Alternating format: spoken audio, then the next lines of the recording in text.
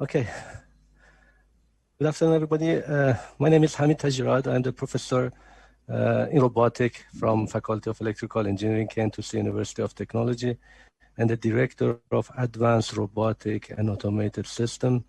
We have a long term of collaboration research with very dear ophthalmologists and surgeons.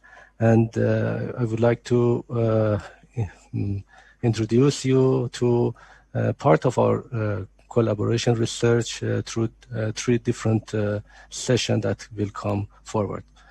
I would rather say Farzad to continue, and if we have Dr. Lashe, it is a great honor to be with you. Thank you. Well, I'm really seriously, indeed, thrilled for this interdisciplinary talk, having scientists, engineers, clinicians together, and that makes the talk very much in some respects very much complicated. As you see, I'm going to refer to very basic biological science and concepts to engineering jargons and advanced topics that would be covered by engineers and clinicians and data scientists in a row.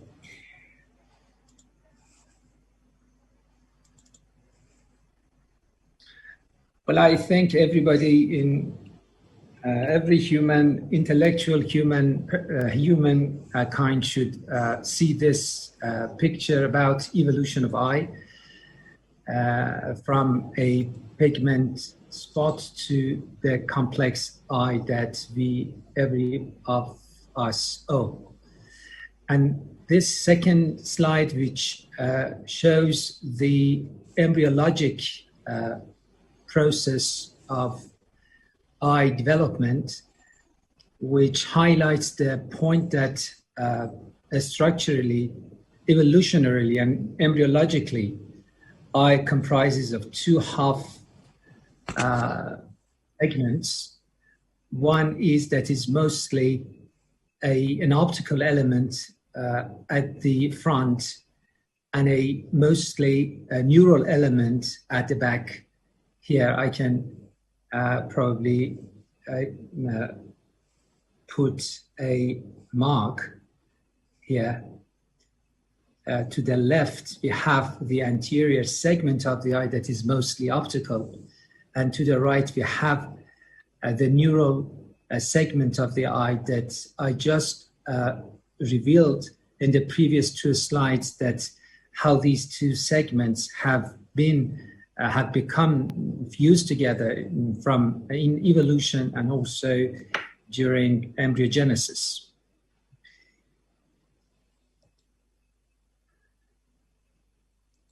I shall next introduce you to prototypical procedures in ophthalmology. One of them is the modern cataract surgery through the procedure that is known as phaco-emulsification.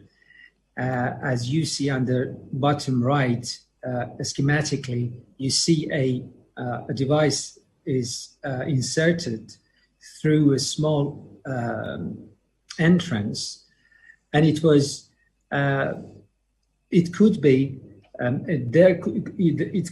acts very much similar to a jackhammer that is used for road making and repair, that is shown on the right top. And you see in the same slide a waterfall to the left that is the equivalent for the term cataract. And as it is depicted on the upper left images, you see that how a cataract makes the receipt of the light by the retina problematic and causes vision loss.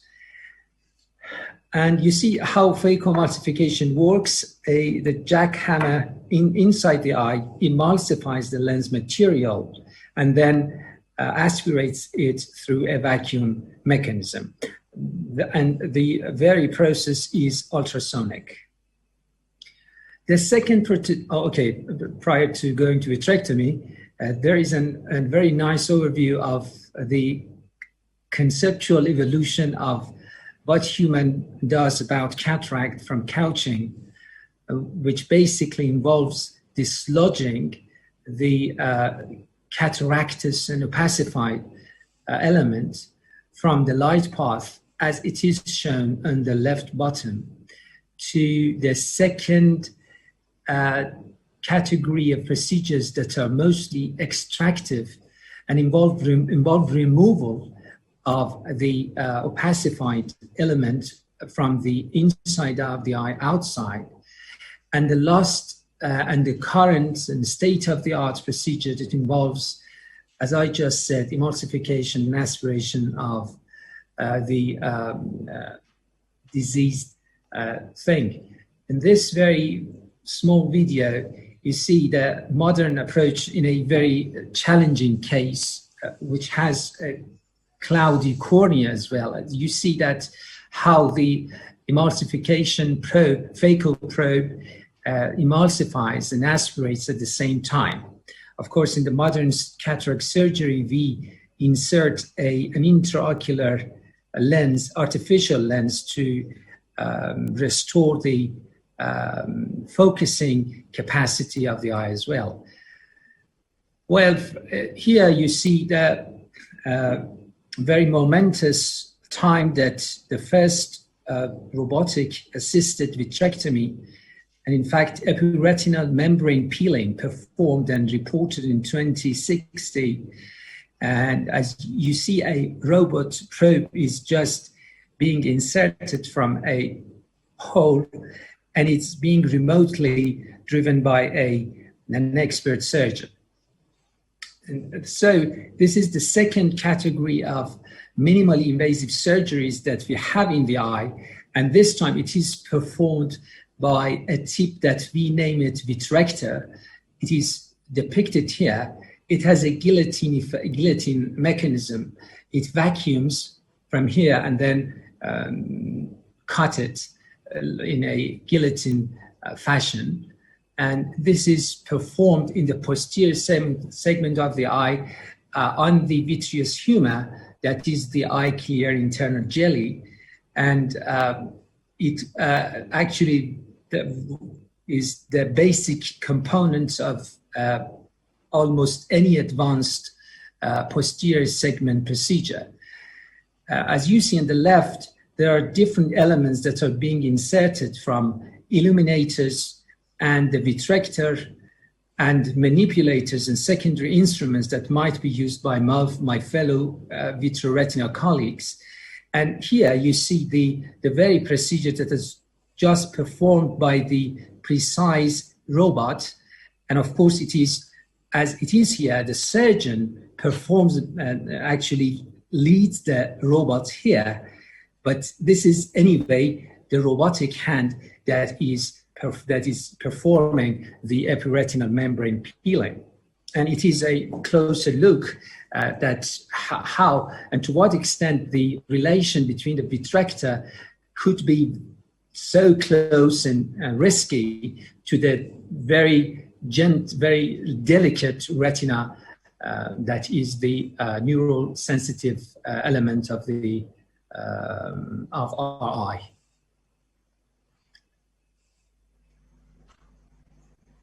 We just saw two prototypical minimally invasive surgical procedures in ophthalmology: phacoemulsification here and the vitrectomy here.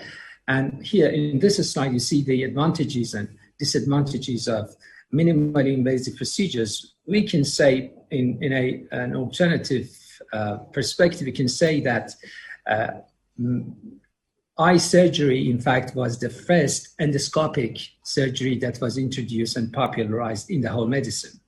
And you see the alternative expressions that are used for minimally invasive procedure in different fields of surgical medical surgery. When we talk about surgery and medicine, training is so integral and inseparable because of the next generation physicians and surgeons that are required to be trained. And then there are a huge, there is a very short, very simplified epigram, see one, do one, and teach one. This is, of course, not the case. It's much more complicated than just this simple 3-step epigram. And you see some common complications about the two prototypical minimally invasive surgeries that I just introduced. For instance, in an expert surgeon hand, a complication that we named it's a key complication in cataract surgery, that is posterior capsule rupture. It happens by less than 2.5% in the hand of an expert surgeon. I'm honored to have, at the moment, of less than 1% this complication rate. And this could be as much as 10 or more during the training process, and it means much on the part of the patients. Here you see a conceptual overview of the how medical and surgical training or surgical service could be has a neighborhood with how it relates with robotics, or more probably technically speaking, mechatronics and control engineering. That's probably together. Of course, Professor Taglirat, you have the right to correct me. But anyway, you see how for instance, minimally invasive surgery translates into remote center motion. And some other concepts like back drivability refers to the routines and the space that the surgeon hand actually moves in the space while performing the surgery. There are some issues that I think Professor Taglirat will refer to, the telesurgery and autonomous robots. That is not the main focus of our session. But we are going to further in-depthly introduce the RS Assist, that is our mutual work with our CDS and expert group of scholars and engineers in Khaja Nasiruddin Tusi University and RS group. Aras group. Well, when you want to say in Persian word in English, it will be distorted. So it is mostly a vitrectomy training robot-assisted system. In terms of a structure, it's based on a parallelogram versus a circular tracking arc that I've just shown two examples. That is the diamond, which has an arc while it moves, as it is compared with Arash, which is based on a parallelogram, in Farsi mutawazi al-asla. And on the other hand, it's a dual user. It is an environment that a cooperative operation is performed by the trainer and trainee at the same time. This is not the case in ophthalmic surgery at all. In the classical ophthalmology training, at one time, either surgeon performs and the trainer performs the surgery and the trainee observes only, through vision, or the other hand. Of course, there are some vocal commands could be exchanged, but true haptic interactive interaction is not possible. We have RS Assist. Of course, it will be more comprehensively described by Mohammad later on, but it has two modes of trainer operation mode and trainee operation mode.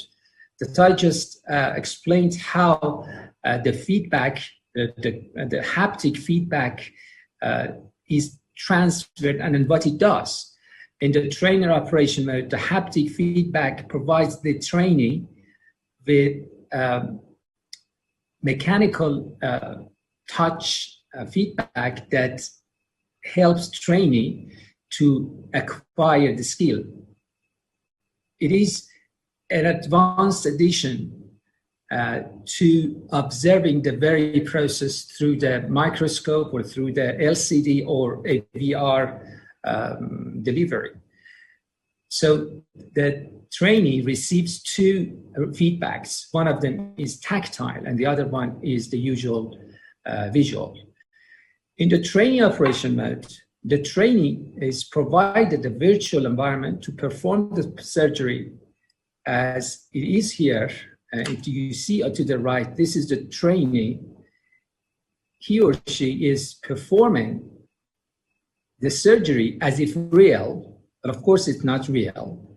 But his feedback are transferred to the hand of the expert surgeon, whose arm is actually in the real,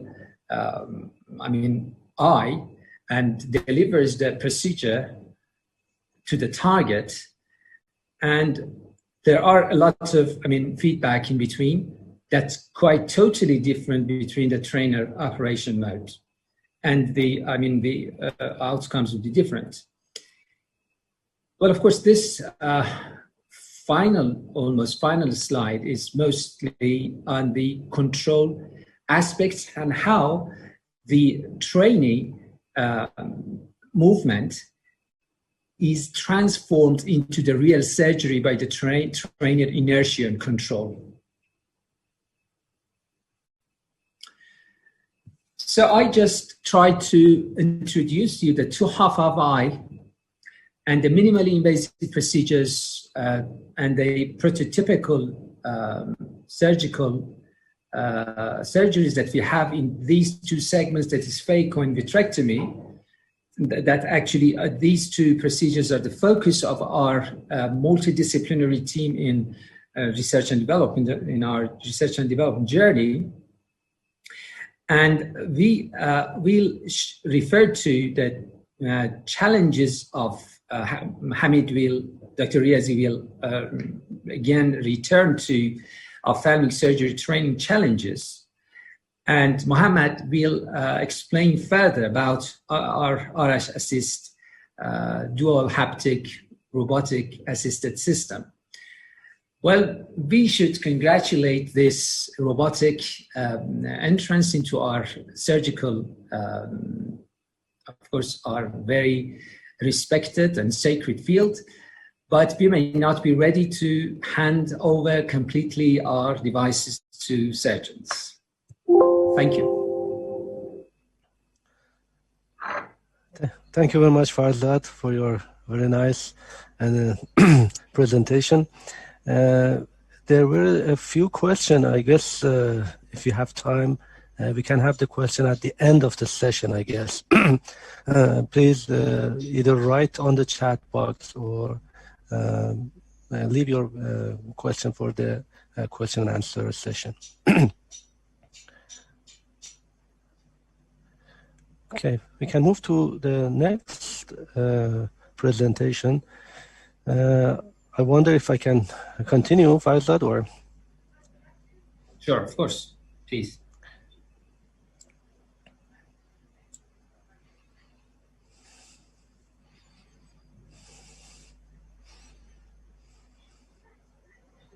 To be part of the robotic assisted eye surgery presentation today.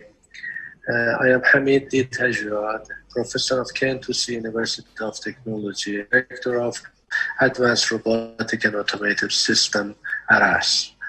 Today I will talk about robotic assisted eye surgery, and my colleagues will continue discussing about further development of a robotic assisted training system for you.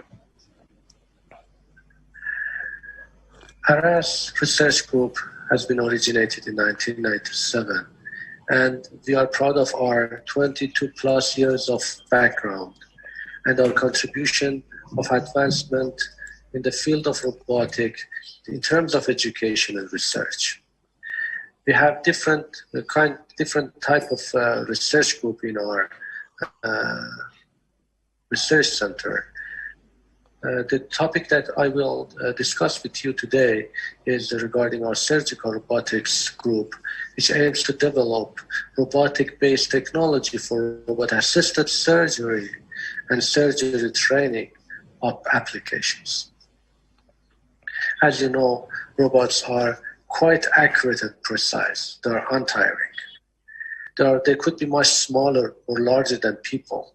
They can be remotely operated, but they are not usually appropriate for autonomy in highly complex, uncertain environment.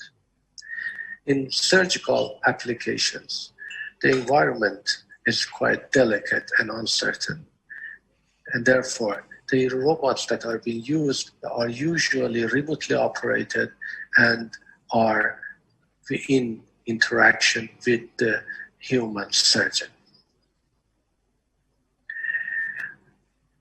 Robotic surgery has a number of advantages compared to conventional surgeries. With robotic assisted devices, we can reduce the tremor, the hand tremor of the surgeons. We can scale the positioning force and help the surgeons to perform delicate surgeries like what we have in eye surgery.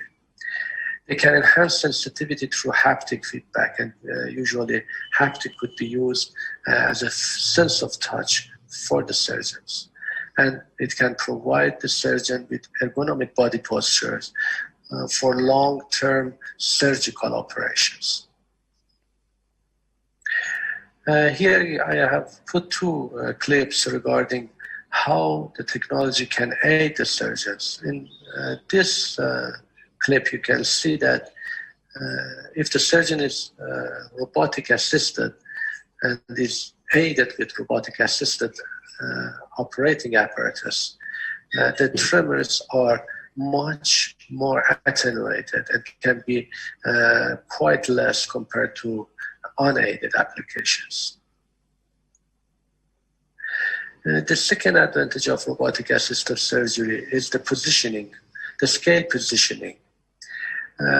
We can have force or positioning scale. Through some haptic devices, we can have a large amount of motion compared to the delicate motion of the surgical tool in the eyeball. Usually our surgery robots can be categorized into three different categories. The first category is some sort of handheld apparatus. This kind of robotic systems don't have active actuation and autonomy in their structure, but they are used to basically handheld by the surgeon and to reduce the tremor or to produce RCM, remote center of motion for minimally invasive surgeries. The second class of robotic system used in surgical operations are teleoperated robot like Da Vinci. As you can see, Da Vinci has some sort of haptic device as well to manipulate the robotic manipulator on the human patient through these handheld devices. By use of such structure, long-term and delicate surgeries like our surgery can be performed well. Da Vinci has been used for different type of eye surgical operation in the world. And the future of robotic eye surgery system are fully automated eye surgeries. Usually, this is a very intelligent task, and we should see that in not very short-term future, but usually by gaining more artificial intelligence and gaining the training from an expert system, robotic applications are toward providing fully autonomous operation. Among the many robot that has been developed for eye surgery system, due to the limited time that we have, I only introduced 3 of them. The first one is the steady hand robot that has been developed in 2011 by Johns Hopkins University. As you see, this handheld apparatus can help the surgeon to operate on real eye of the patient, but reducing the tremor and introducing minimal invasive surgeries. As you can see in this clip, the surgeon holds the handheld device in such a way that can basically provide the remote center of operation and minimally invasive surgeries. The second robot, which is also commercially out now, is called Precise Robot. This has been developed in 2011 by Eindhoven University of Technology. This robot consists of 2 pair of robotic manipulators with a parallelogram structures that can provide the 3 degrees of motion that usually we need for eye surgical manipulation. As you can see, it has a RCM, remote center of motion, and compared to unaided handheld device of surgeon, it has higher precision. The precision can be seen in this video clip. As you see here, we have a handheld device to manipulate the robot. The robot can perform on the eyeball. And as you see, the motion of the end effector or the surgical tool is quite accurate compared to unaided surgical operation. And here the precision can be seen on the motion that the hand tremor motion of the surgeon compared to the robotic application. The third robotic system that I would like to introduce today is Diamond Robot version 2, which is developed in 2016 by our group. This robotic manipulator has a special structure of parallel manipulator, which is a spherical parallel manipulator. In terms of design, it is quite accurate. It can have a precision of about 10 microns. And as you can see, it has quite a wide range of workspace, very quite applicable for different type of eye surgeries, including cataract and vitrectomy. Of course, this could be used in terms of fully autonomous operation in the future, but usually it is, right now it is a teleoperated robot and can be manipulated with a surgeon from teleoperated. I would like to thank many of our colleagues that has helped us not only to develop such robotic system, but the training system that we will introduce in the future presentation by my other colleagues. I would like to acknowledge the very important and fruitful collaboration that we have with Farabi Eye Hospital, Tehran University of Medical Science, and also NIMAD and our international partners in University of Alberta and Queen's University. And I will conclude with a few of pictures of my colleagues, both in university and in Farabi Hospital, that with the help of them, such research has been accomplished. Thank you very much. And please visit our website for further detail. Thank you.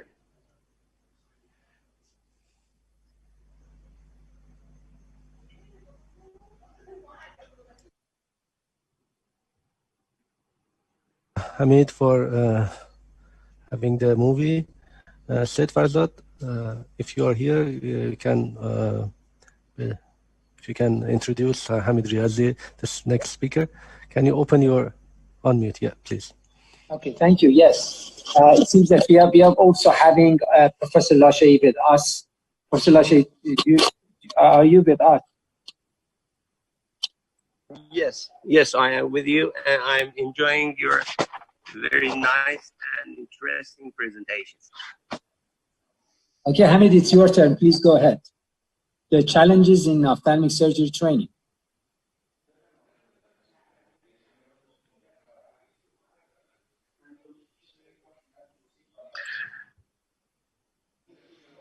Hello, dear colleagues.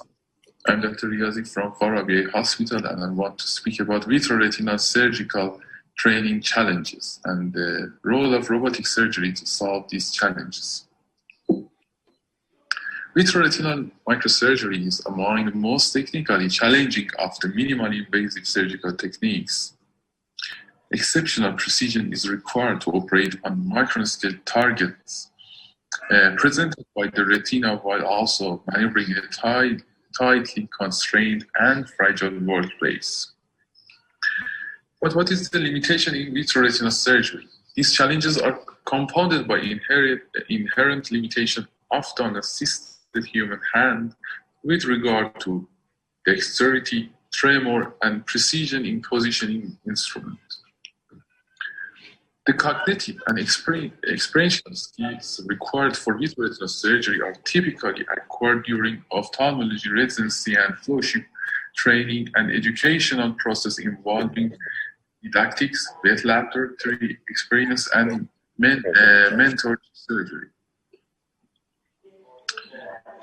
The expanding scope of intraocular microsurgical interventions plateaued by the physiological limits of human hands.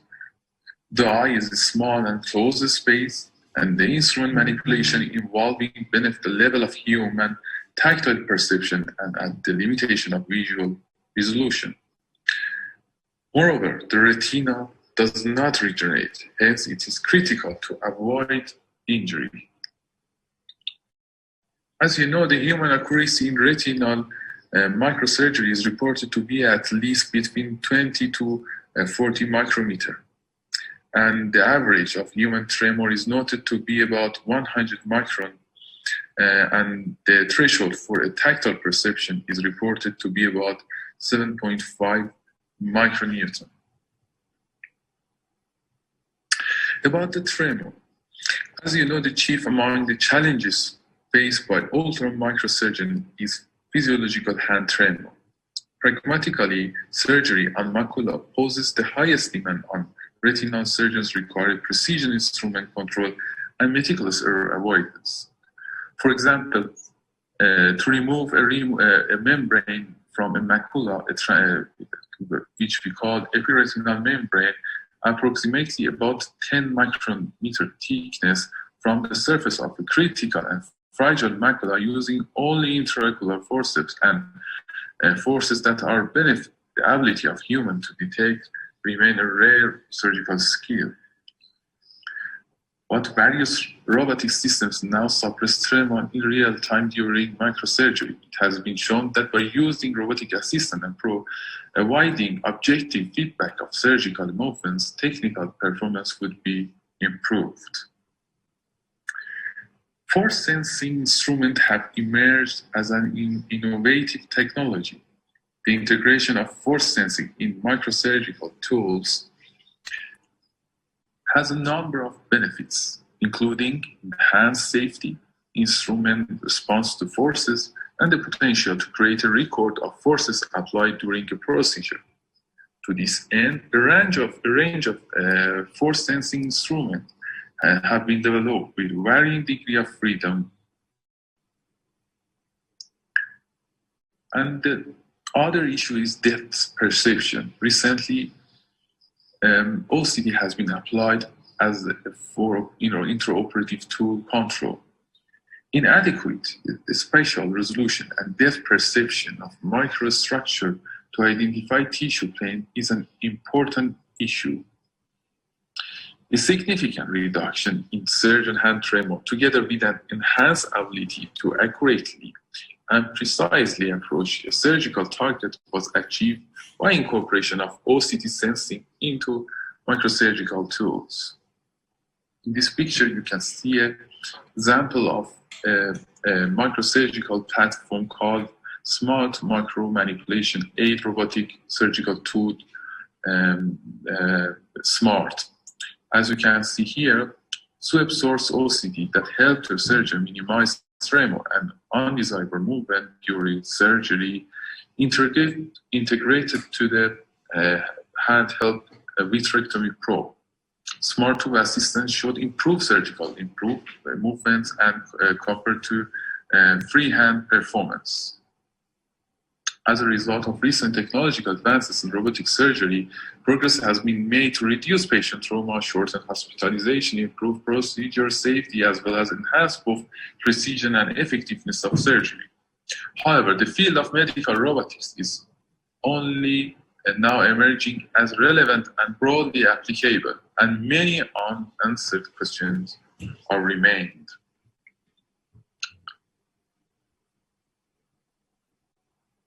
The robotic stability and precision might be exceedingly using and delicate intraocular procedure like membrane peeling, subretinal treatments, for example, for gene therapy and vein cannulation. For vein cannulation, due to small size of retinal vessels, these procedures are at the physiological limitation of most vitreoretinal surgeons due to physiological trauma. Robot solutions aim to decrease vascular trauma by assisting the surgeons to position and maintain the needle in the vein for infusion.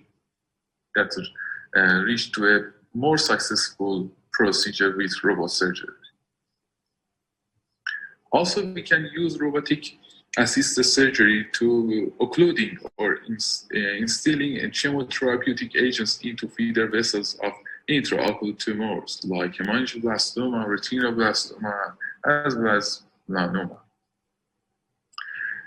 But what is the role of artificial intelligence in robotic surgery? With large amount of data available, some algorithms are now reporting advantages in diagnosis and outcome prediction for many prevalent conditions in vitreoretinal surgeries, either before surgery or during the surgery. In addition to providing a new source of data, surgical viewing systems such as hand-up surgery systems might also enable augmented reality during retinal procedure. The advantages of robotics in training are facilitating the standardization of complex procedures through telemonitoring systems and systematic guidance during surgery and cooperative planning, and finally, provide assessment and acquisition of skill for specific surgical procedures. Virtual reality systems such as EyeSight surgical simulator that has been made in Germany and deep learning tracking algorithm could be used with robotic control and may help training, testing, and improving system to increasingly avoid potential iatrogenic injuries.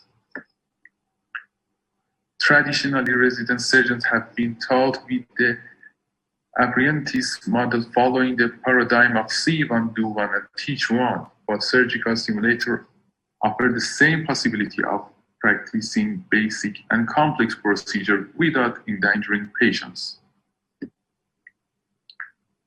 EyeSight, as a training simulators, had a platform that can be equipped with a vitreoretinal interface set, like Biome, as you can see in this picture. And the trainee learned depth perception in the eye surgery, as well as precise usage of instruments and correct operation machine setting. The vitreoretinal training models that the trainee can use in this simulator include posterior detachment, peripheral vitrectomy and shaving, island peeling, treatment of retinal detachment with oil or gas tamponates, as well as scleral indentation and endolaser. In particular, the performance of novice surgeons in enhanced with robot-assisted vitreoretinal surgery, especially with augmented reality, similar to. In this recent published article in Retina Journal, the manual and robotic-assisted vitreoretinal surgery were compared using a virtual reality surgical stimuli to eyesight. The automated metrics of performance applied by eyesight simulator were used as outcome measures. As the cost of time, robot-assisted vitreoretinal surgery seemed to improve precision and limit tissue damage compared with that of manual surgery. My take-home messages are robotically assisted surgery offers profound advantages for vitreoretinal surgeries compared to unaided human hands. Highly precise positioning, scale, force feedback, tremor, and unwanted hand motion cancellation, the possibility of performing surgery at a distance. And it is worth to note that robotically assisted eye surgery provides an intuitive platform for educational purpose. By integrating the method in virtual reality system, trainees can benefit from a safe, controlled, and feedback-oriented learning environment. And a transition to robotic surgery would, in such circumstances, be facilitated and also allow surgeons to simulate difficult surgeries prior to carrying out the procedure. Thanks for your attention.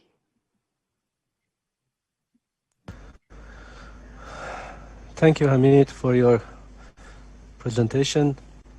I would like to introduce Mohammad, our next speaker. Mohammad Muttarifah is an alumni of ARAS, is assistant professor in the University of Isfahan in the field of robotic assistive surgery. I hope Mohammad is with us. If his presentation is available, please start that. Hello, everybody. It's my pleasure to be a part of this presentation about the application of robotics in eye surgery. The topic of my presentation is ARAS Assist, which is the acronym of ARAS Haptic System for Eye Surgery Training. ARAS is also a famous character in Persian legend, and the ARAS Assist system is the result of several years of collaboration between ARAS Robotics Group at KN2C University of Technology and Farabi Hospital. In this presentation, I start the presentation with a brief introduction of the training system. Then I will talk about the mechanical and control architecture of this system. Finally, I will discuss about the future prospects and conclusion. Here is the overview of our training system. We have 2 haptic consoles and 2 surgeons, including an expert surgeon or a trainer and a novice surgeon or a trainee, collaboratively perform the operation, and the training is performed in a collaborative manner. And this system is especially developed for vitrectomy surgery, although the concepts and the ideas can be used in other surgeries and other trainings. Here is the training architecture and the training steps.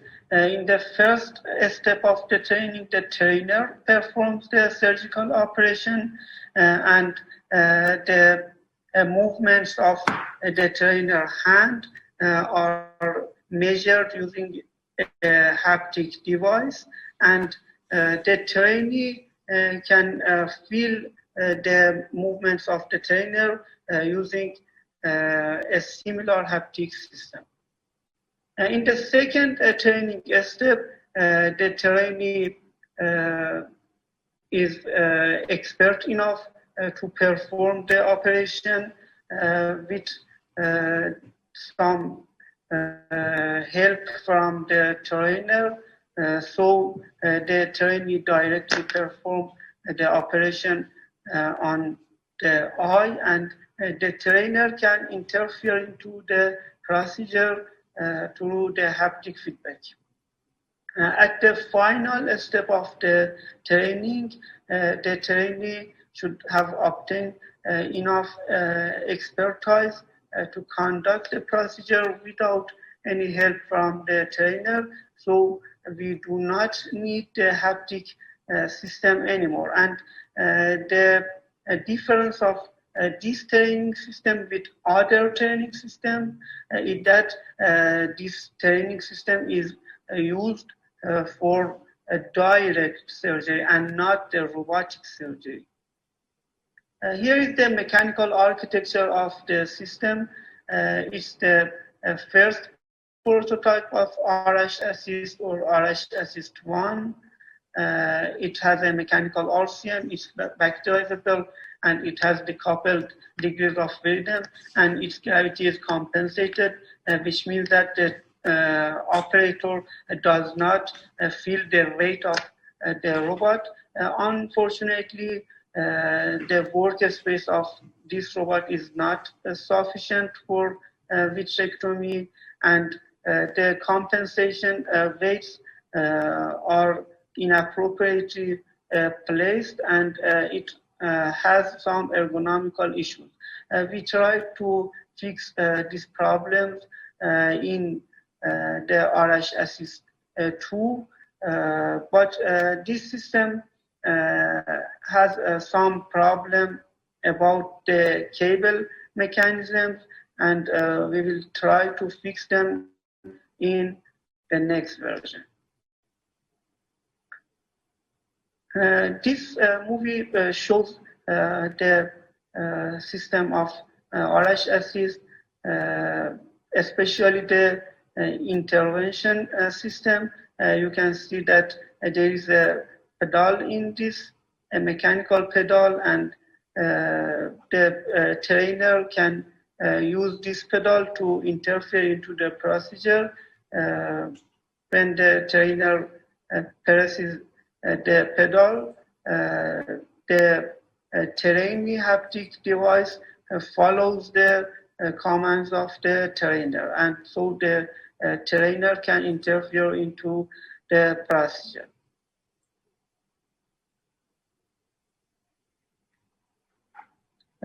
In this movie, we can see the development of RH Assist. Here is RH Assist 1, and this system has some problems about the workspace, and we received the feedbacks from surgeons to develop RH Assist 2. Here is RH Assist 2, and although we made several improvements about the workspace, its workspace was not sufficient at the time we show in this movie.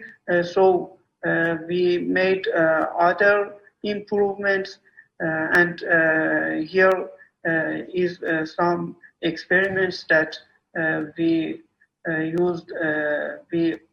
performed in the skill lab of Farabi Eye Hospital, and we asked the surgeons of Farabi to perform the operations of the vitrectomy on the robot, and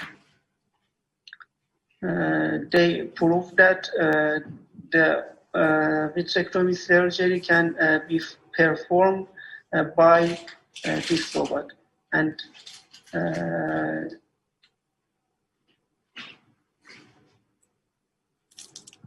here is another movie. It is performed on the final version of RH Assist 2. And in this slide, you can see that the robot is performing the operation on a donated eye tissue from a human eye in the eye bank.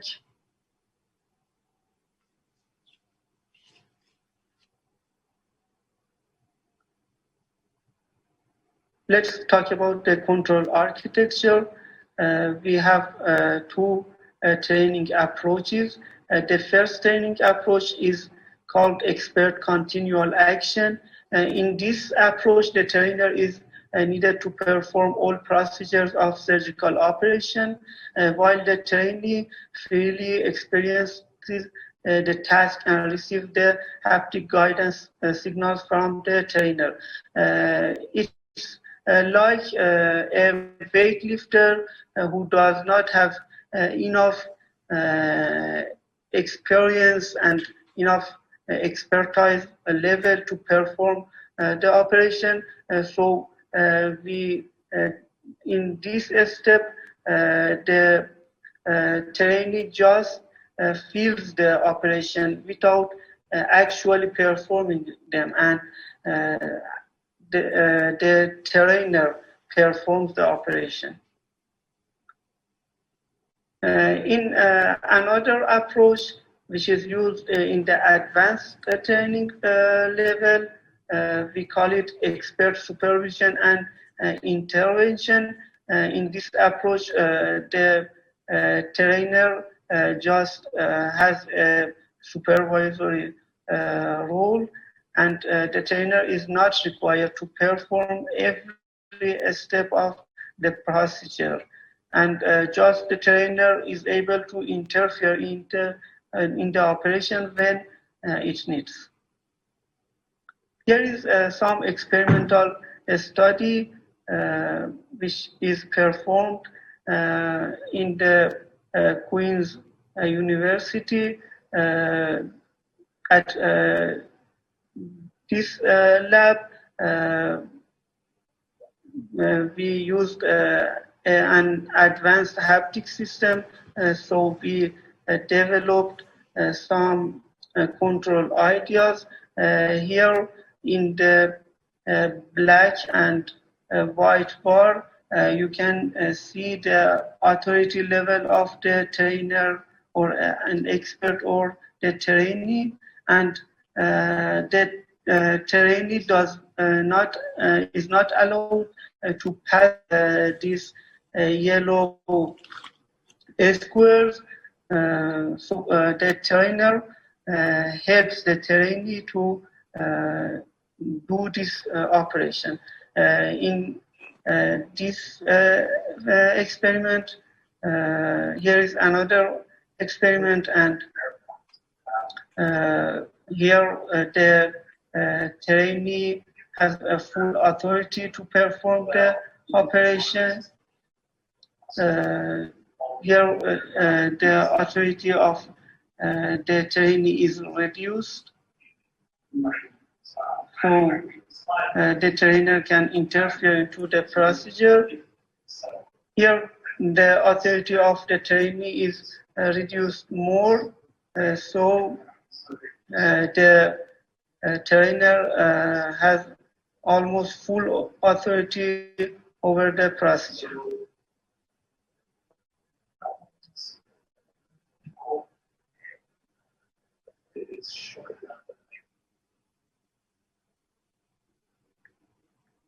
At the future steps, we would like to develop the semi-industrial prototype, and we want to conduct user studies at a clinical environment.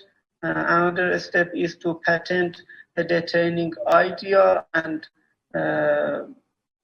look for an international partner for the commercialization. And we also would like to use VR technology to provide visual feedback for the second surgeon. And this special topic will be discussed by my colleague in the next presentation. Another issue is to use video data for skill assessment, and we can also use the motion data and capture this data in the skill assessment.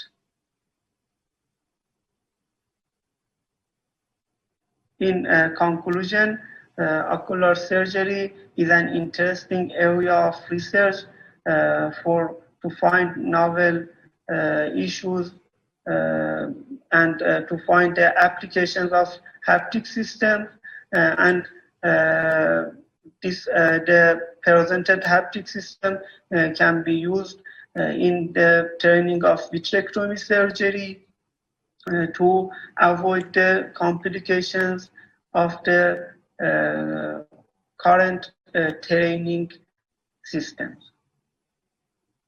I would like to thank these institutes for their support, and I would like to thank my colleagues who helped in this project.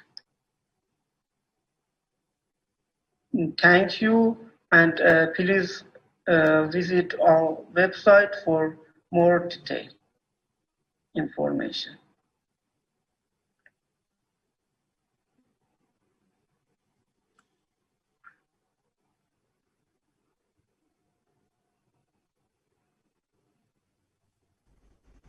Okay, we can move on the next presentation. The next presenter is Dr. Parisa Abdi. I would like Professor Lashe if kindly introduce Dr. Abdi before her presentation.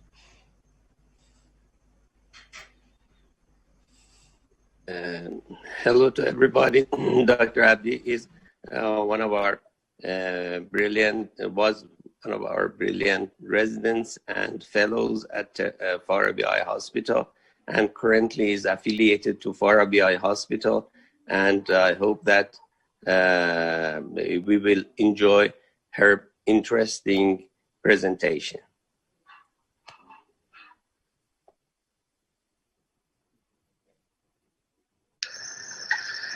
Good evening, everyone. It's an honor to be here with you today. I'm going to talk about cataract surgery training complications today. Following this, my colleagues will discuss new cataract surgery training prospects. As you know, age-related cataract is among the leading causes of visual impairment nowadays. Approximately 15 million cases of cataract surgery are performed annually, which is one of the most frequent procedures in medicine worldwide. On the other hand, there is an increasing demand for good quality vision rehabilitation that leads to subsequent need for qualified, proficient ophthalmic surgeons. This will put increasing emphasis on providing good training without compromising patient safety. Ocular surgery in general and cataract surgery in specific require extreme precision as well as advanced hand-eye coordination and fine motor skills. So, cataract surgery remains one of the most challenging procedures to master in ophthalmology training.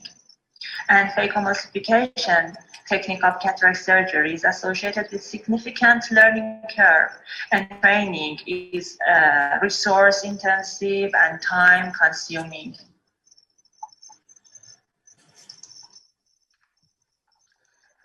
On the other hand, it is proven that complication rates are markedly higher for trainee surgeons, but fall with experience. It is estimated that the chance of complication declines by 1% for every fully performed surgery during training, and residents' performance improves with each completed procedure. To prove this long learning curve, it has been shown that surgical competency improves significantly after the initial 80 cases of cataract surgery. Also, it has been shown that even for surgeons performing more than 500 surgeries annually, the risk of adverse events is higher when compared to surgeons performing more than 1,000 surgeries annually. Additionally, it has been shown that having a junior surgeon operate as a primary surgeon is the single highest risk factor for posterior capsular rupture, which is the most significant complication of cataract surgery. To accommodate this situation, effective surgical training programs are required to ensure that residents achieve greater levels of competence in cataract surgery.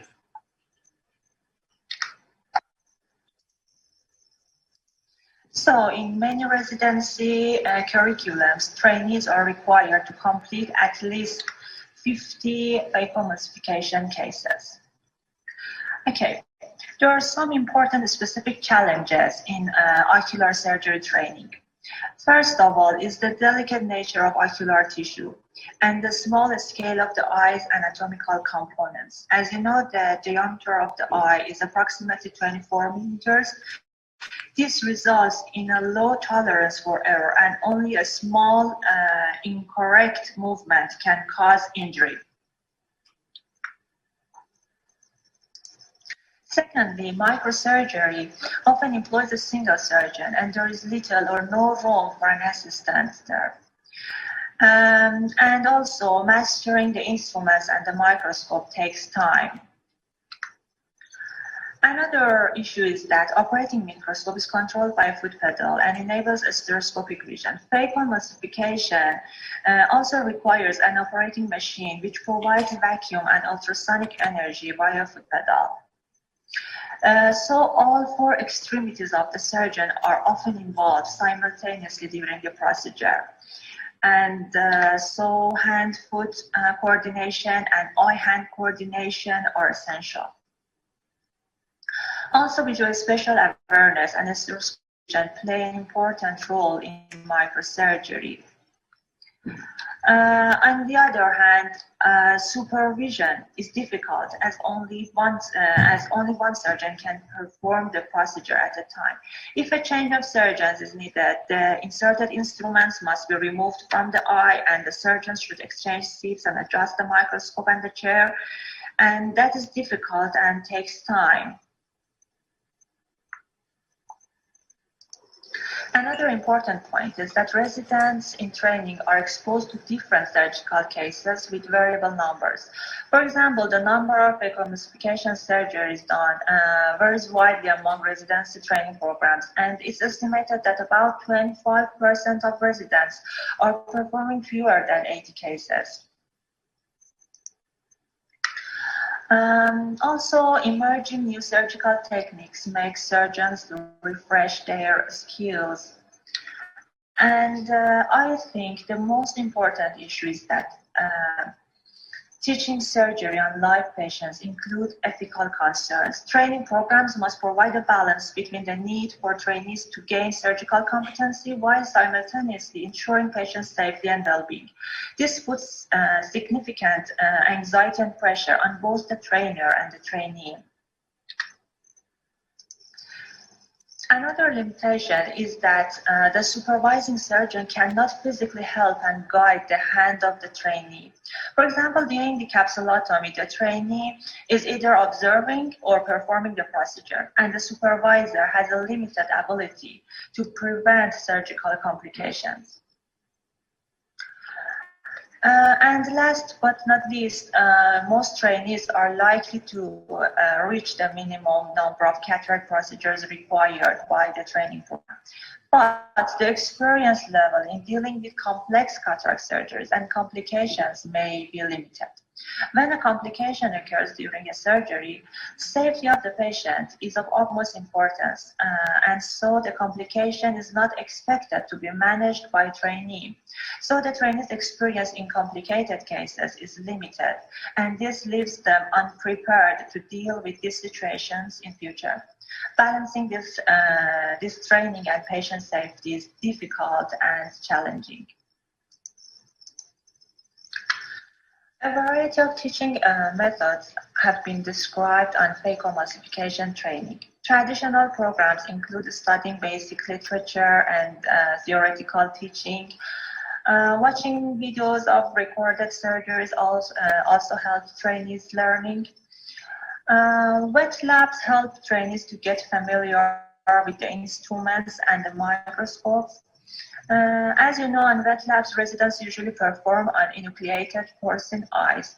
As we know, they are not the same and identical to the ocular tissue of the human eye. The final steps in learning are observation of experienced surgeons and then starting phacoemulsification under supervision. The trainee is allowed to perform only some simple steps of the procedure at first, followed by more complex steps and so on. So to bridge these gaps, alternative teaching methods have been sought. And now surgical education is being modified so that residents' technical skills can be significantly improved before even entering the operating room.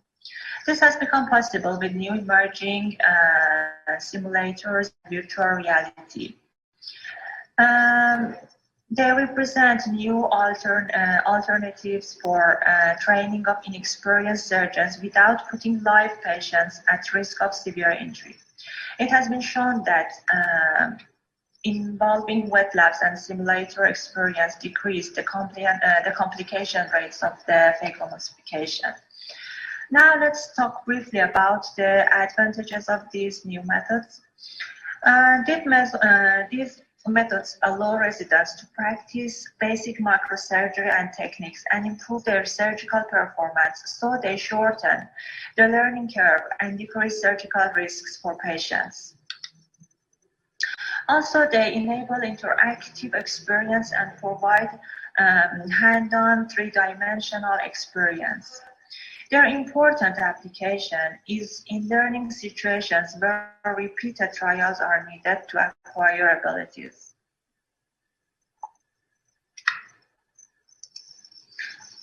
They have also the possibility to build models with correct geometry and anatomy and appropriate tactile sensation.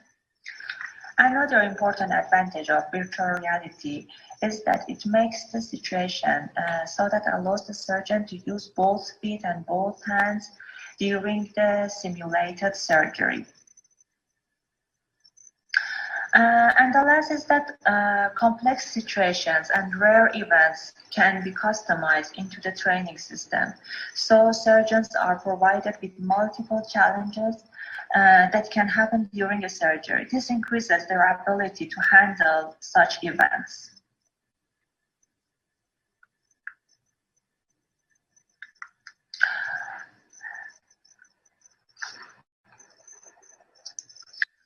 Finally, to conclude, training in ophthalmology is moving away from traditional teaching methods toward wet labs, simulations, and virtual reality. Thank you very much for your kind attention, and I wish you all very best of health in the current pandemic.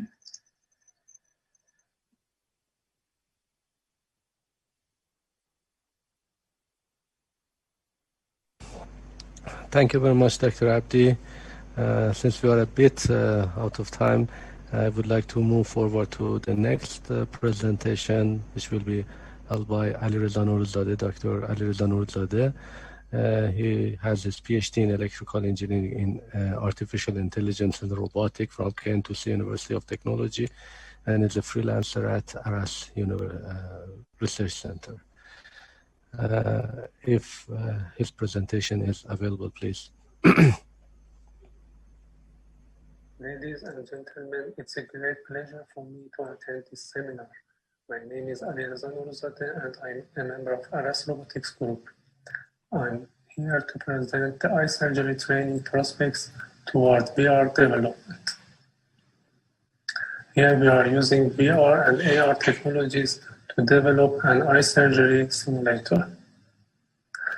Aras Research Group originated almost 22 years ago, and the main research subjects of this group are autonomous robotics, parallel and cable robotics, dynamical systems, surgical robotics, and mixed reality in surgery.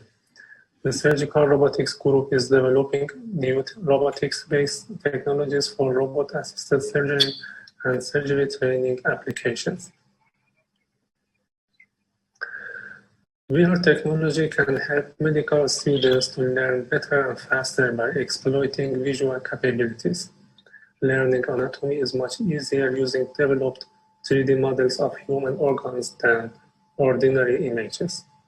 VR can be used in surgery simulation, making surgeon or student ready for any unpredicted situation. Also, VR prepares a visualization derived from multiple sensors and makes the assessment of the patient situation much easier.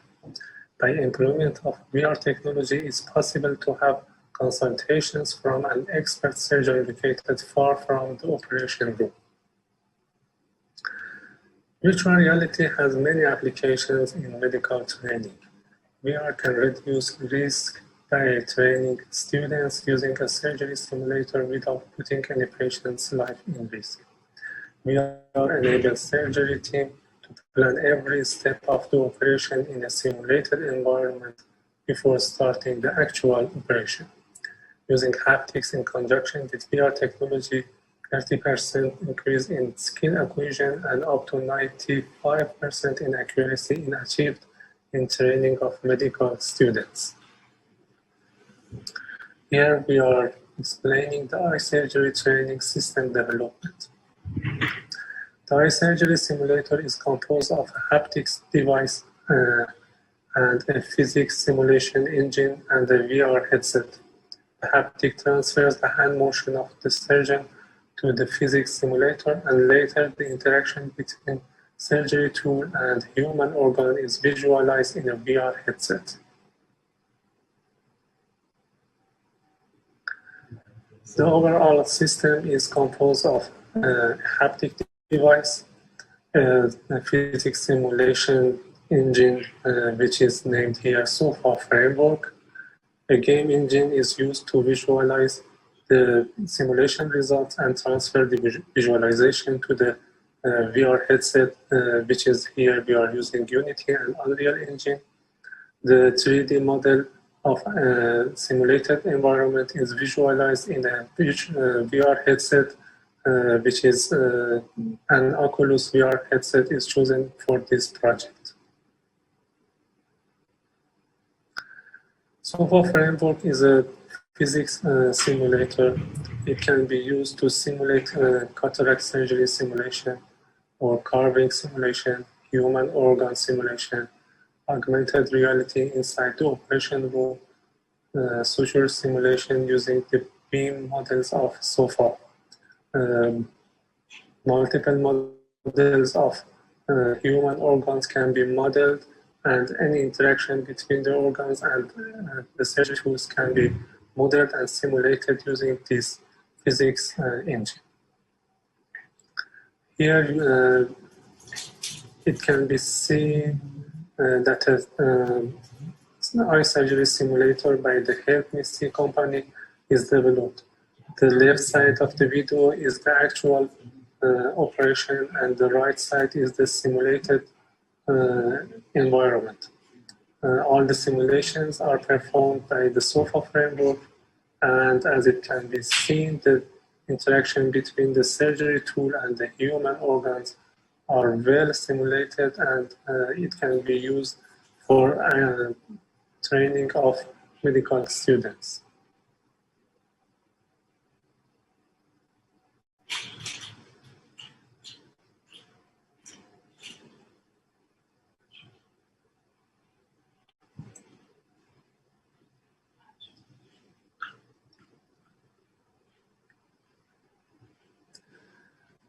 Here's another simulation using the SOFA framework.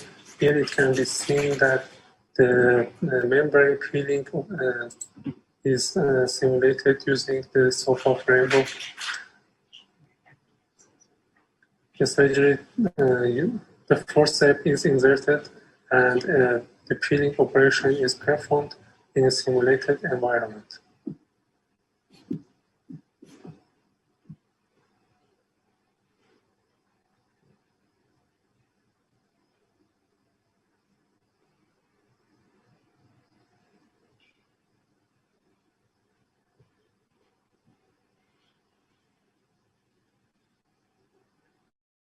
In the right side of the video, it can be seen that the SOFA is simulating the interaction between 3D models and the mathematical computations are performed in real time.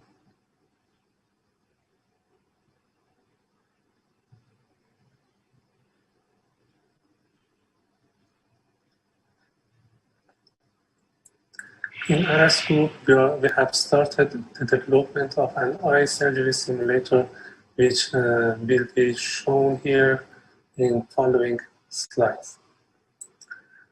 In this video, you can see that the phantom haptic is used to interact with a simulated environment. The surgery tool interacts with the human organ, and the simulation is performed in real time, and the results can be seen on the laptop screen. Finally, in the developed system, the simulation results will be transferred to a VR headset, and the simulated environment is visible in a 3D simulated VR environment.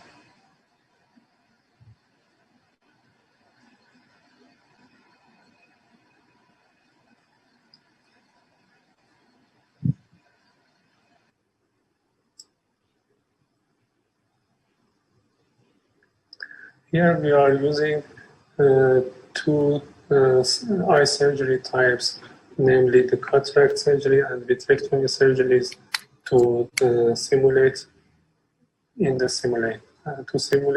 eye surgery simulator.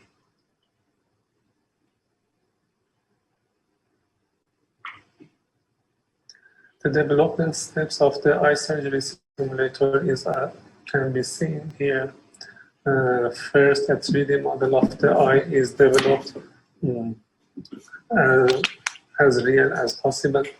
Later, a topology definition is defined for the 3D mesh in the SOFA framework.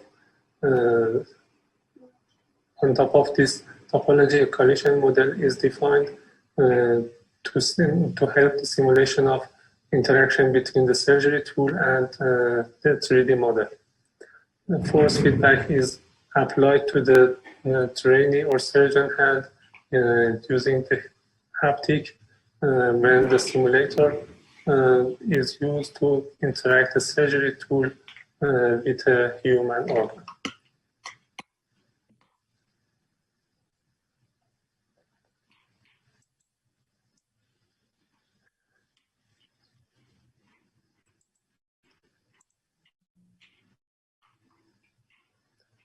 Here it can be seen that the surgery tool extracts the membrane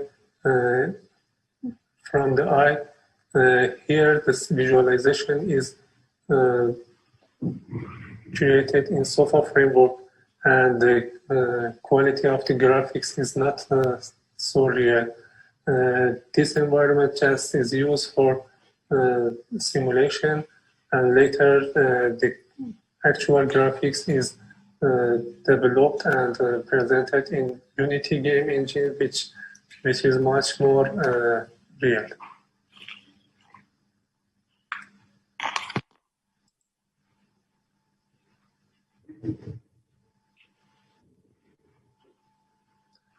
The SOFA framework is capable of simulating various interactions between the surgery tool and the human organs.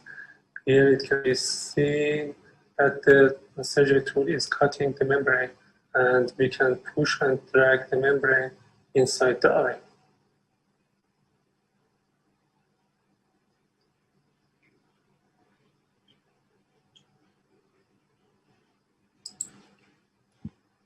Here, another example of the tissue extraction is visualized, which is the simulation is performed in the SOFA framework.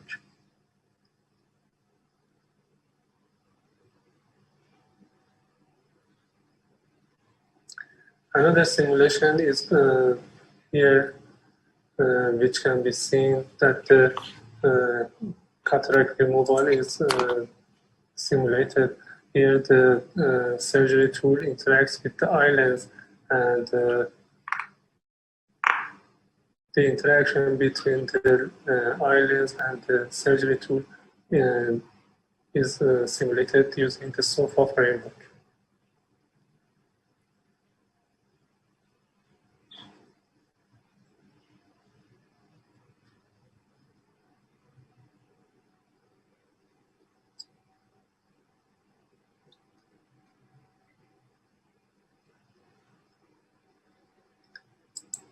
The final simulation can be seen here.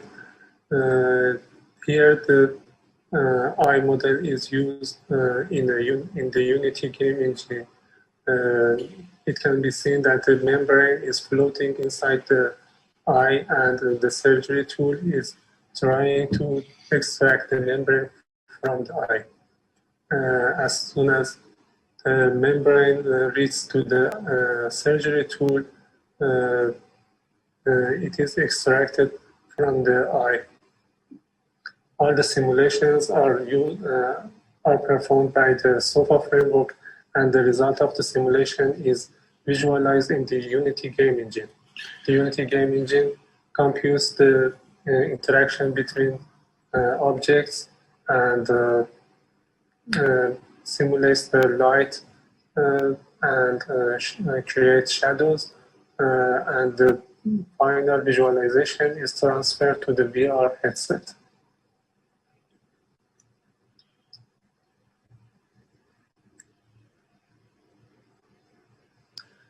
Up to now, the haptic motion is captured, and the motion of the surgeon or trainee is transferred to the SOFA framework. Any physical interaction between the surgery tool and the organs are simulated by the SOFA framework.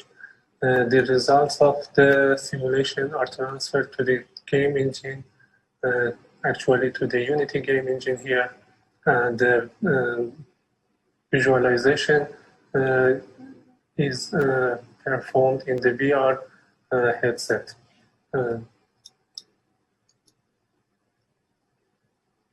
The following steps of the project are in progress, and we are going to complete the eye surgery simulator using various steps of the cataract and vitrectomy operations. Here's the team members that helped me and others to make the simulation, to make the eye surgery simulator available. Thank you for your time, and please visit our website for more information.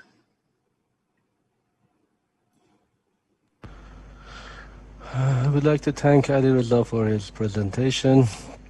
We are moving toward our final presentation of this session.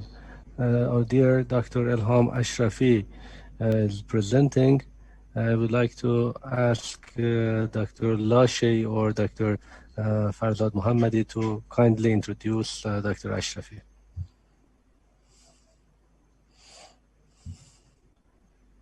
Okay. And Dr. Ashrafi, I have this pleasure to introduce her to our audience. Actually, she has been working with our institute, which is Translational Ophthalmology Research Center, for around 10 years, and she is an ophthalmic epidemiologist and currently affiliated to Farabi Eye Hospital. Dr. Ashrafi, please.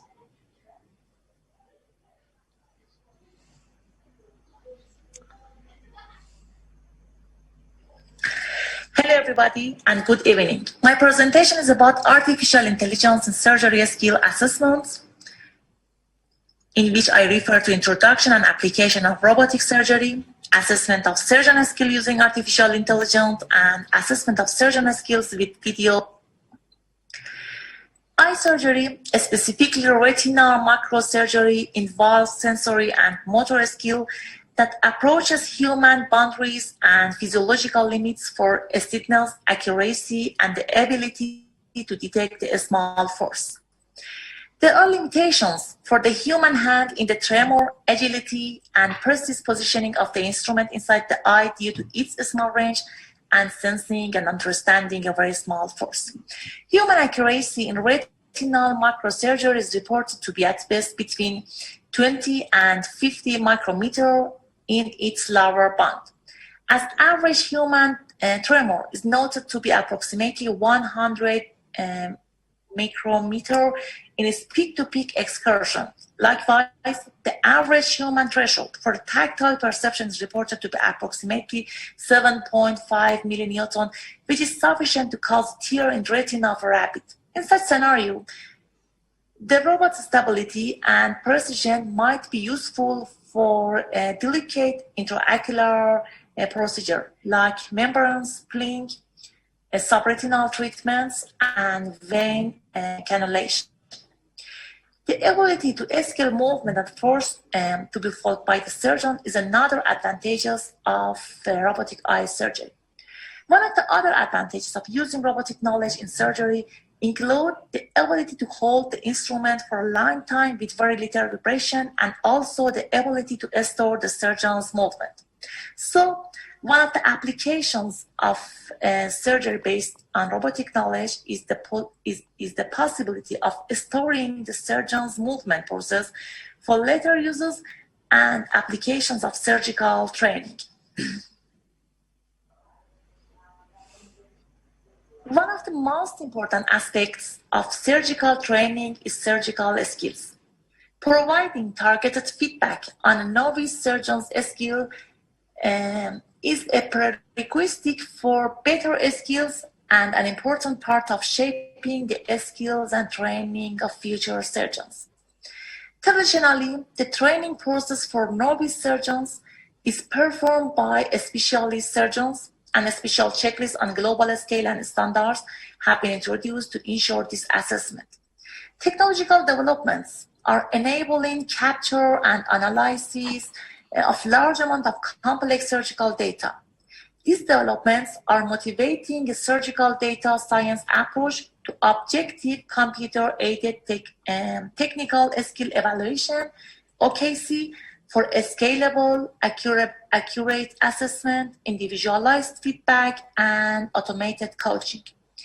As seen in closed loop system enabled by OKC in figure, data captured in the skill training laboratory and in the operating room, including preoperative patients' data, video of the surgical field, tool use and movement data, video and other data of the operating room environment, and personal physiological status of the patient.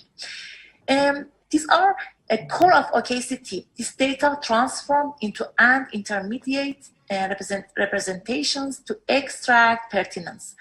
Extract pertinent information by remove noise, reduce data dimension, enhance or extract information relevant for skill and feedbacks, which is then modeled using various data analytics algorithms for OKC, like time series data representation, dictionaries, or histogram-based representations.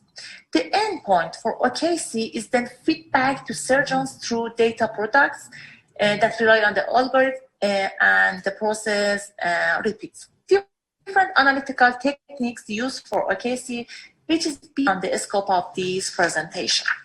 Dataset formation and data types is one of the principal steps to assess surgical skills. The ideal data collection system for OKC is transparent, pervasive, complete, integrated into workflows, scalable, and automated.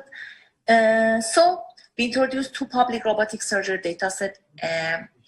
The first one is the GHU ISI gesture and skill assessment working set, Jigsaw Dataset, which is a surgical activity dataset for human motion modeling. The dataset was captured using the Da Vinci surgical system from 8 surgeons with different levels of skill, performing 5 repetitions of 3 elementary surgical tasks on a bench-up model. As you see in the figure, these 3 elementary surgical tasks are suturing, knot tying, and needle passing. The Jigsaw dataset consists of 3 components. The first one is kinematic data, like Cartesian position, velocities, and describing the motion of the manipulators. Another one is video data, stereo video captured, and the last one is manual annotations, including gesture, surgical activity signal label, and skill, like global rating score using modified objective structure assessment of technical skill. Finally, experimental setup is a standardized cross-validation experimental setup that can be used to evaluate automatic surgical gesture recognition and skill assessments methods. Another public dataset for robotic is CADIS, a cataract dataset for image segmentation and for semantic segmentation of cataract surgical video, created by Digital Surgery on top of the cataracts dataset. CADIS consists of 4,670 images sampled from the 25 videos on cataracts training set that have around 500K frames in total. As you see in the table, each pixel in each image is labeled with its respective instrument or anatomy or other object appearing in the. There are different methods for assessing surgical skills. One of them is outcome-based criteria. These are the criteria that only examine the outcome of each task. In fact, in such criteria, items such as the number of errors or the number of attempts made to achieve the desired results are the criteria. The advantage of this method is that the evaluator spends least time. One of the common methods of assessing a surgeon's skill is motion-based analysis, which includes 2 categories of descriptive statistics and time series model. In motion-based criteria, some items like time, root length, rotation angle, the degree of perception of depth, and curvature will be assessed. Another criteria for surgical skills assessment is force-based criteria. Some items like maximum and minimum difference of applied force, amplitude between quartile and force integral, uniformity of force will be assessed in such criteria. Also, we have some other movement-oriented methods like frequency-based properties or model. Usually adopt 2 strategies for assess surgeon skills with video data. One strategy is video-based tool detection, which is track surgical instrument in video and then analyze the motion data, like the pattern of using the tool, pathway, range of movement, and avoiding extra movement, and expertise in movement to assess surgical skills. Most opacity methods that said before usually focus on analyzing robotic kinematic data or instrument trajectory. Another strategy is video-based surgeon skills to use video data to input the network or convert it to time series of frames. In fact, in this method, a vector of images and frames is created. Also, there is a combined method like surgical training simulators. Thank you very much for your consideration.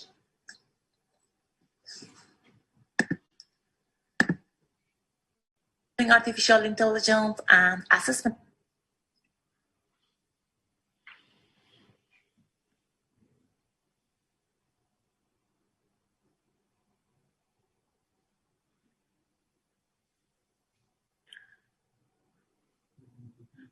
Dear Dr. Laishi, please unmute your microphone. Can you hear me now? Yes. Thank you, Dr. Ashrafi, for your nice talk. And I want to hand over the conclusion of the session to Dr. Taghirat and Dr. Mohammadi, please.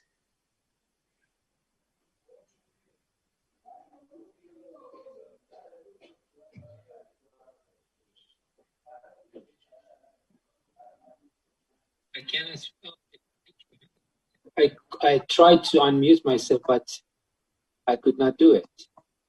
Okay, I told you that the meeting is indeed thrilling, and it was indeed for me, including myself. Well, if there is any question or comments, we are very much pleased to receive.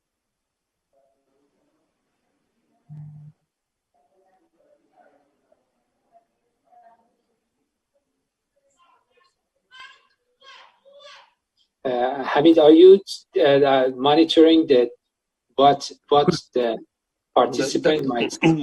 Dr. Mohammadi, may I have a question? May I ask you a question? You, of course. Please. I wanted to ask you and Dr. Taghirat especially to know that how close are we to the real use of the device when we look at the presentations and the mechanisms which are used. I wanted to know how much are we close to the real use of this device. Okay, maybe I can start and then Farzad can complete. Thank you very much, Dr. Laishi, for the nice question. As you see, the work that we are collaborating is progressive research. In terms of the RH Assist, what I can say, basically two versions of the haptic device is developed, and still there is maybe one or two steps that require the before the clinical approval. And we are planning to accomplish that two steps. I thought I can say that it won't be that long.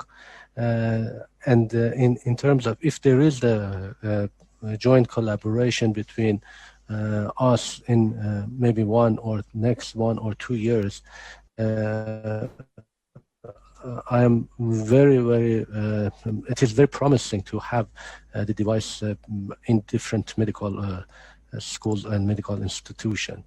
Of course, the research doesn't stop anytime, and as you see, even though that the previous research is not finished, we have started developing the new VR and AR and AI application to it. And since we are developers and we would like to just promote different things. This is my perspective in terms of the engineering perspective, but maybe Farzad can complement my. Well, you see that the achievements are indeed very incremental, and everybody who engages with research and development knows that,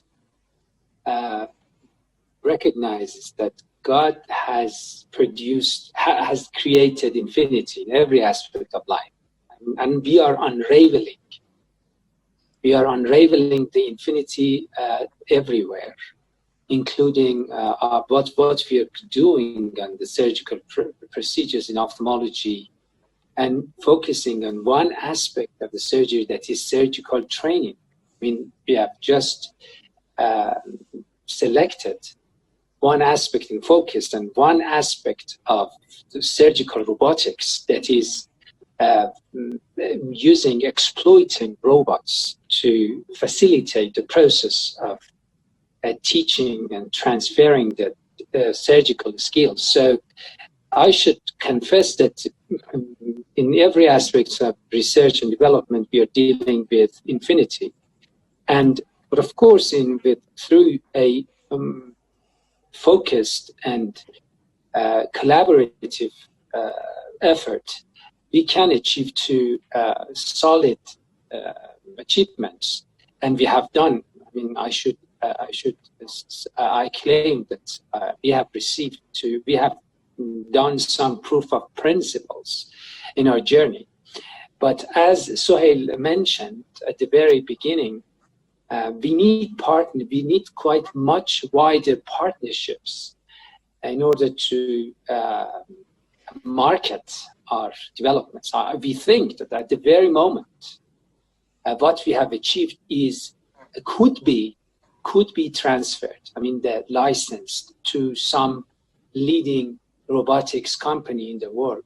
So we are still working on technical and detailed aspects, and we are having an ambitious, let's say, multi-center research clinical trial, assessing if the robot actually really facilitates the process of skill transfer. But we believe that at the very moment, what we have achieved and the concept that we have formulated and tested in a variety of aspects is really could be delivered into and could be presented and marketed to some interest groups in the world. I can refer to a cyber site of Orbis, for instance. And we are just monitoring the international political situation to see if we can get into mutual discussions, collaboration, wider collaboration with potential partners, potential interest groups in medical robotics in the world. So if this is the challenge that just raised by the Professor Lashay refers to having, and Sohail also referred to it at the very beginning, is that the research needs a much wider, and translational research, it calls for a much wider perspective with respect to the national and international context, and seeking and reaching out for applicable and timely collaboration and partnerships. Otherwise, we came together and we feel happy and feel joyful about what we have done, but that may not be the most fulfilling aspect of the research that could finally reach to an added value in what we do routinely on a daily basis, and specifically the utmost of which is that you see that your technology, your concept is popularized and is being used in somewhere else in the world. We are really thrilled, and I am specifically thankful towards God and to the whole member of the team. But as I said, the challenges are so many that the steps are too incremental, and you cannot imagine. When you stepped into one thing, you see that 10 challenges emerge, and then when you get engaged with your colleagues, when into science, you're approaching a no man's zone, and it's very revealing and different. But anyway, we think that if the economical and political context allows, and Sohail might help us because it very much reflects what he has in mind, we are ready to license out, transfer, or get engaged with potential interest groups, even at the very moment, because we have reached to solid and tangible and something that could be marketed, technically could be, transferred or licensed out even at the very moment. So, do you have anything to say? Yes, I agree with you 100%, and you know that we had in the past we had some conversation in this regard, and our problem is that here in Iran, I'm not talking about the Arabs. I really impressed by your works. Congratulations to your team. Here and in Haji Nasir is a first, but the point is that I'm against the idea of science research for research. Actually it starts from the business point of view. It's on the contrary that the many academic people, guys think. It's a different mindset. We have to change our direction. I think that when we want to go, let me put it that way. The skill that I've learned during the COVID time, that I closed all my private activities I closed my private office, and I'm not going to hospital anymore. But it was very good and fruitful time for me. That I learned many things. And one of those things that I learned is that how to look at the ideas. Inspiring ideas. How you can sort those ideas. How which one could be vital. For the future, or which one survives in the future. So this is where I think that we need something to do first. If you notice, and I'm sure that you are smart enough, and I believe in you, Farzad, and you know that the point is that I try to include to cover up every aspect of the subject. AI, and one important thing is that how to deal with these ideas. And if you notice that Puya covered it very well, just in the superficial way, not going into deep. But I think that we have some facilities here in Iran and out abroad that we can activate if you want to start with, so we can do something. But I have this suggestion for the future. You have to establish a new structure for marketing. If you want to look at the future, this is what I learned. It's not my word. It's a science. Economy says if you want to survive, you have to learn how to sort the ideas first of all, because you are intelligent, you are smart enough. So it's coming from the cloud, it's coming down. So you have to sort and you have scheme, and then you go. You have to a very comprehensive program for that, business-wise. And then you move on.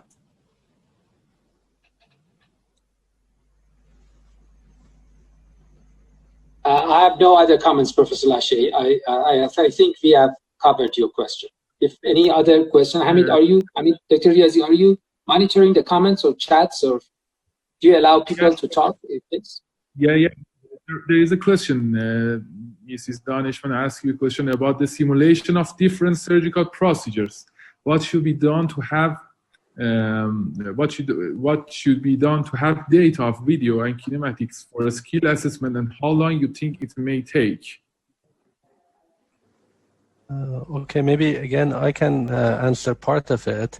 What should be done to have a data of video and kinematics for a skill assessment, and how long you think it may take? Let me just give two quick introduction to answer that.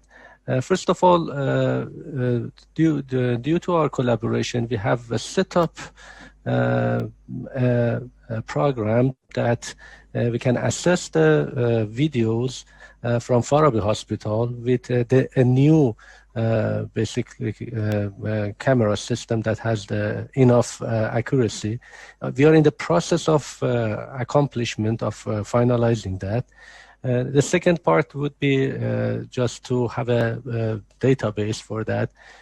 We would have such database in our ARAS website nearly very shortly, and then further on that database we have some sort of ground truth and also tagging and having expert decision on it to process the data for that. This is also another procedure. We have launched a program. We have already started, and we are looking to get the first videos. I guess it should be available very shortly. Maybe Hamid can comment on that, or Dr. Lashe or Dr. Farzad. Thank you.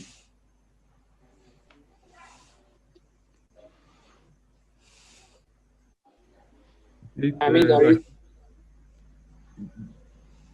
Thank you, Dr. Mohammadi. Is there any comment? No, please, you go ahead. I think you and Paris are very much involved with the video kind of, exchange.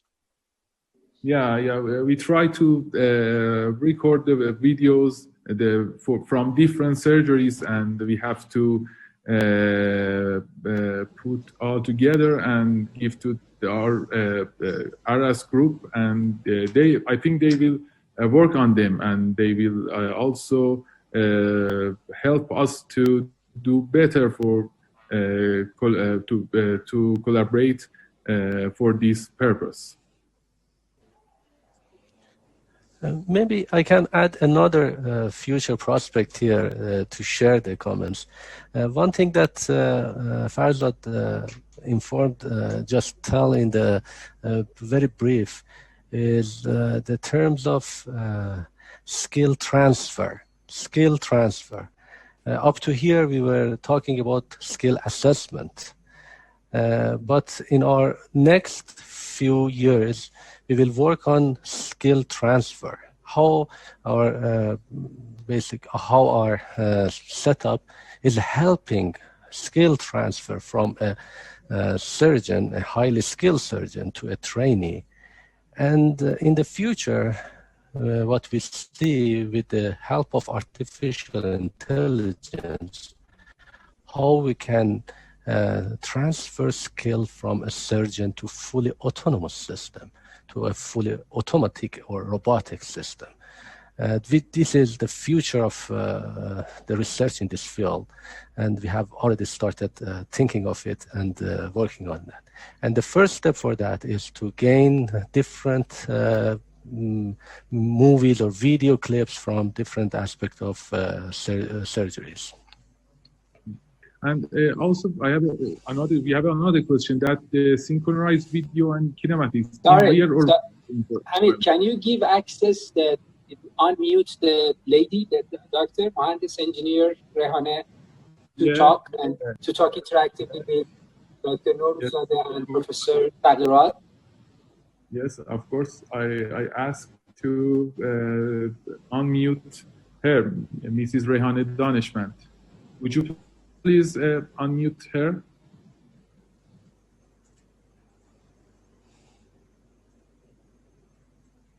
Hello, can you hear me? Yes, we hear you. Can you hear me? Yeah, yes. We all hear you. Okay. Go ahead. About the data that you mentioned about uploading on the site, are you talking about a synchronized video with the kinematics in the real platform or the simulation platform, or were you talking about other kind of videos? I didn't really understand that. Dr. Taglirat, Professor Taglirat, she's just referring to the mixed reality thing that you were after. Yes, yeah, very good. I think we have also Rehane comment on one of our other presentations. So she's quite delicately working on the subject, so I can maybe speak a bit more technical. This procedure of data collection and data transfer is in 3 steps. The first step is only video captured data. But the video captured data should be tagged, should be basically processed, and then upload. The second thing is if we have interaction of our haptic device and the video camera. And the synchronization of that is very, very important.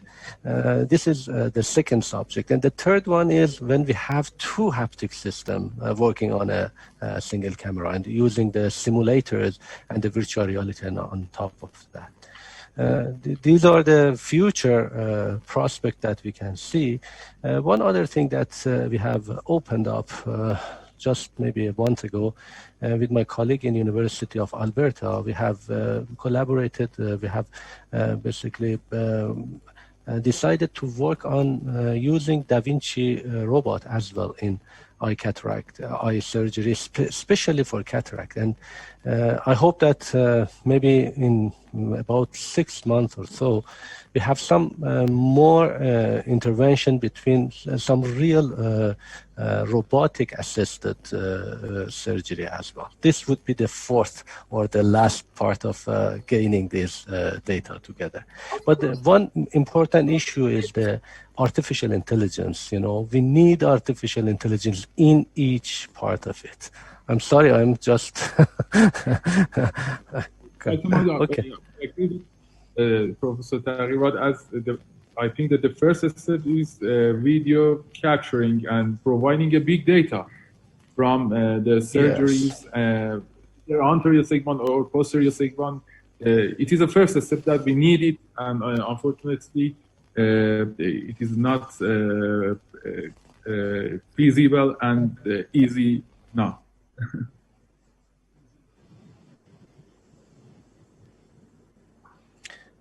And we have to there is a data set, there is a long, big data set available.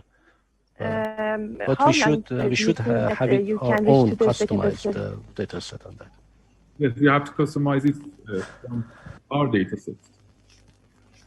The first step would be in a few months, but in about a year, I think that if we approach to the second step, we have the data available and can provide it to the other users. Of course, I should say another thing, important, serious issue about research leadership. About the Da Vinci, You should Rehana, please follow our discussion and meeting, and don't. I'm worried that my camera has some delay. Okay, I guess that's just follow our, virtual meetings and presentation that we will have in the next year. We will open some special file for you to have access to that. Okay. As we are behind the time,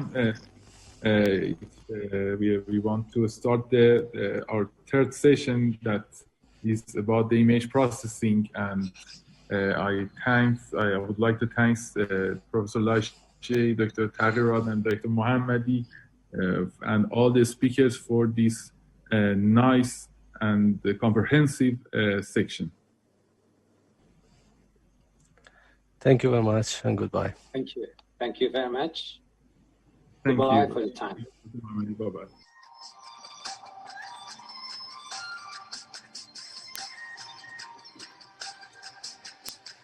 Farabi Eye Hospital, Comprehensive Center of Excellence in Ophthalmology.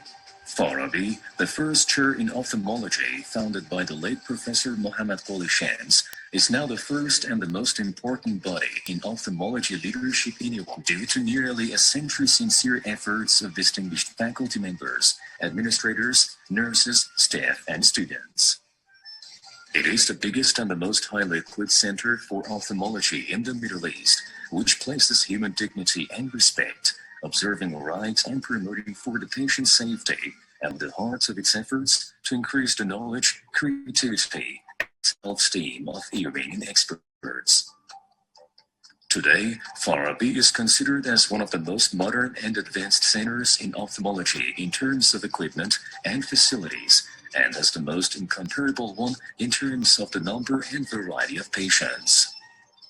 Farabi, which benefits from the latest technology of the world, specialized clinics and skilled human resources, is the haven of patients in need of eye care from all over Iran and other countries in the region.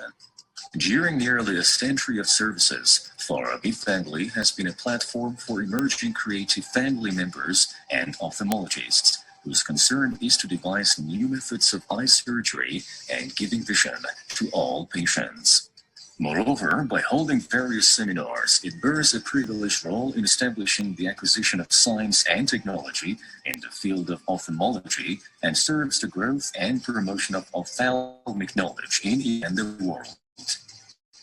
This specialized center encompasses the total area of 98,000 square meters and the floor area of 40,000 square meters, 225 active beds, 9 inpatient departments, 24 specialized and subspecialized clinics, and 12 paraclinics. Farabi Hospital enjoys having 6 operating rooms and 52 surgical beds equipped with the most advanced equipment needed for all intraocular and ophthalmic surgeries, with an average number of about 90,000 surgical operations annually. Farabi is currently accepting about 600 emergency patients and almost 2,000 non-emergency patients every day. Besides, having received the permission of establishing International Patients Department, IPD, the center receives patients from around the world, in particular neighboring countries, and provides the most comprehensive ophthalmology services for them. Gaining various and multiple achievements and honors in education, health, research and innovation, efficiency and organizational excellence, patient satisfaction, safety and health service quality are the outcomes of many years of efforts of Farabi family that have been working with all their power to achieve their great goals and thinking for the leadership in the region and the world.